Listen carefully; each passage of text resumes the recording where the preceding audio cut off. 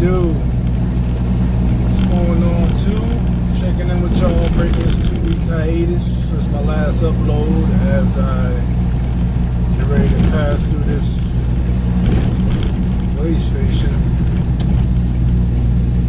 Hopefully we get the green light. Let's keep on. Alright, keep going. Right across the scale. So yeah, man, checking in with y'all. Like I said, I want to break this 2-week hiatus and update y'all as to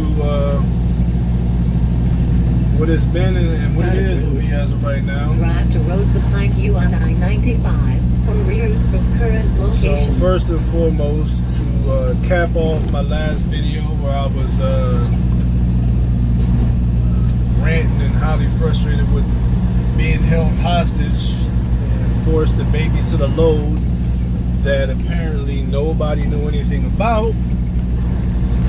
How did that end off? That actually, look at this guy. He got the whole ass of the truck in the road. Come on, playboy. God dang. Non-driving ass boy.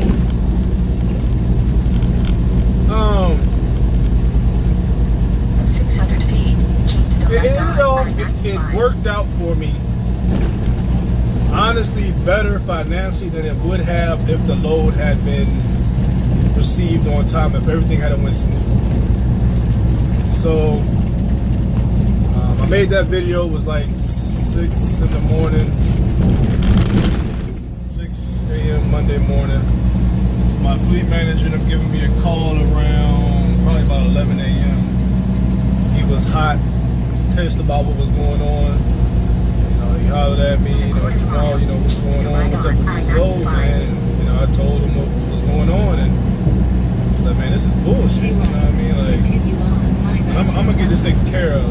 I told him, like, yeah, I done lost time, I done lost money, I done burnt up reefer fuel, you know what I mean? Like, it's running continuous. I missed out on the first pre-plan and told him, odds are I'm gonna miss out on the next one. But he was like, nah, I'm not gonna take that pre-plan off. I'm gonna do everything in my power to get this load handled and off of you today, so that you can move on and get the pre-plan that was currently on me, which was the one that was paying $1,700.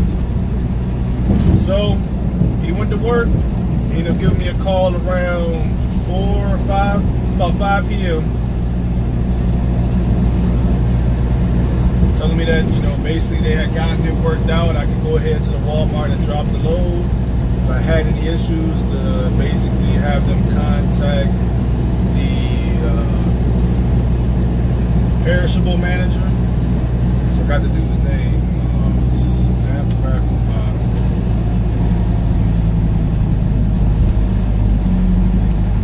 What is going on? It's too early for it to be backing up like this.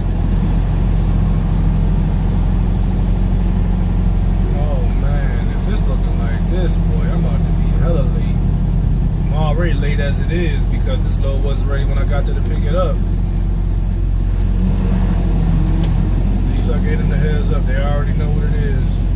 Send them a message. See how thick this is. But let me get back to it, man. So he got it situated, man. I was able to drop it off probably about 5 or 6 p.m. that night. Was able to run on down to grab their pre-planned load. It was only about an hour and 15 minutes away from where I was at, and picked that up and got it delivered on Wednesday. Everything was everything from there. So how did it work out for me as far as the financial side? The load, the load I had to babysit was paying about, if I'm not mistaken, I can't remember, so I'm just gonna say 7. I can't remember if it was 6 or 8, so I'm just gonna split the difference and say 700. And then I ended up getting 800 and some change in total from layover pay, detention pay, time lost, and whatever else. The somebody fucked up pay. That total 8 and some change. We'll say 850. So, and then the load that I got. pre-planned load was $1,700. So you're talking about in the ballpark of $3,300 to $3,400 over a 4-day period, in which just under 2 full days of that time, because I ended up spending about 39 hours with that load before I finally got rid of it. It ended up being about 39 to 40 hours.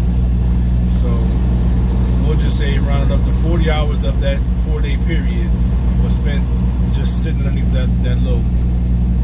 So it's not a bad haul for that, that time frame. So that's why I say it worked out well for me financially. But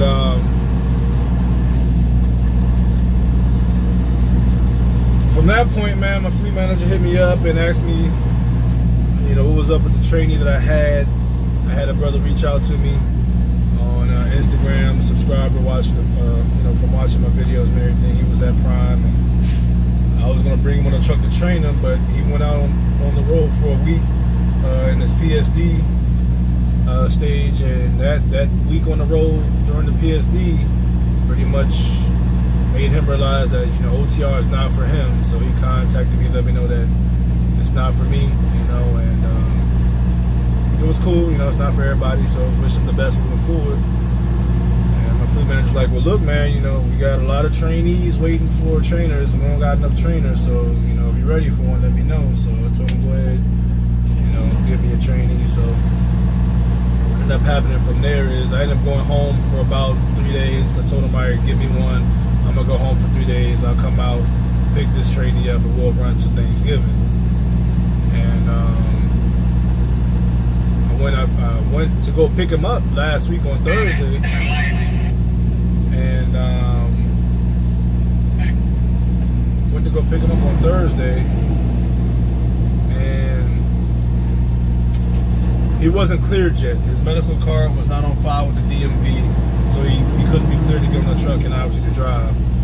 So I actually ended up getting a load, just a little short run within Pennsylvania, about 275 miles.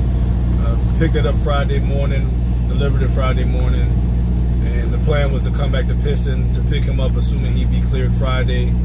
He ended up not getting cleared on Friday, so I ended up getting a load out of Pittston. Since the weekend was coming up and Monday was a holiday, I told him, look, I'm not about to just sit around waiting for him. They got me a load, so I'm gonna go home for the weekend. They got me a load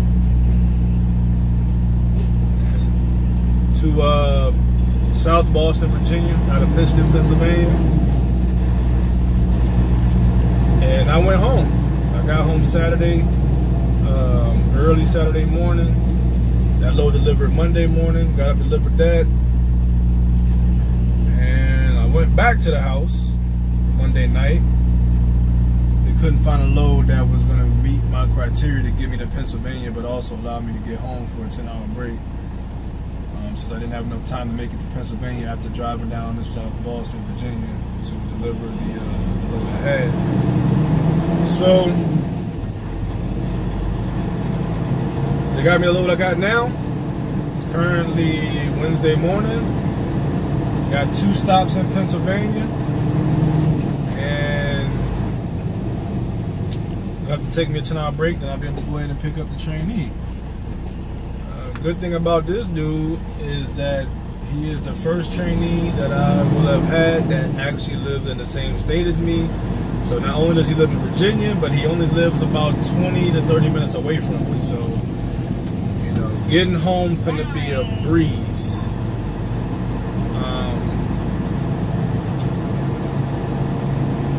He got his CDL through a school, came to Prime, so this is his first driving job. He has no experience. So he's gonna have to do 40,000 miles, which means that he'll be ready to upgrade around.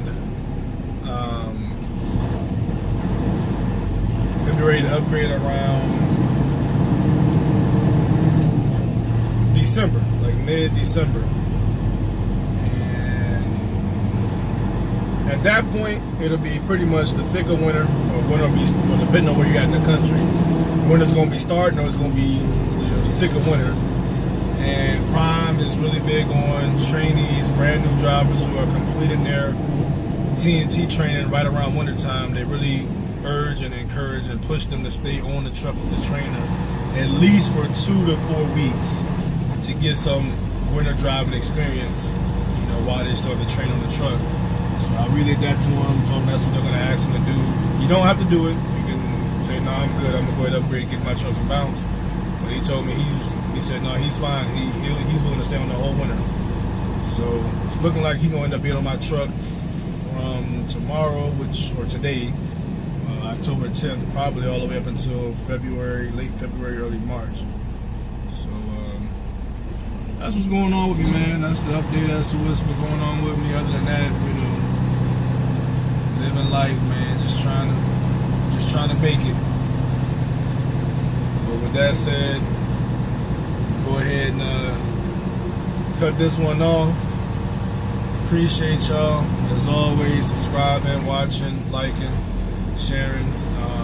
Shout out to the new subscribers. And as always, y'all know what it is. Until next time, y'all be easy.